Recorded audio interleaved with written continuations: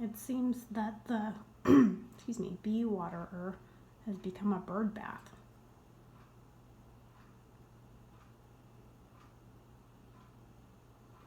One, two, three, 4, 5, 6, 7, at least.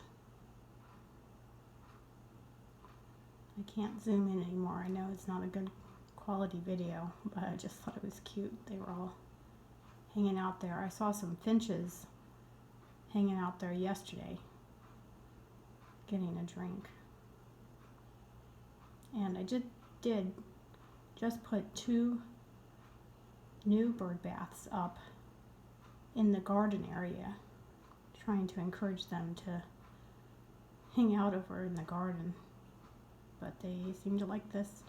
This one is in the herb garden. Seem to be having a good time, and I'm trying to fix the fountain out front. It has a slow leak, but I think I got it mostly repaired. Hopefully we'll have that up and running in a couple days, maybe this weekend.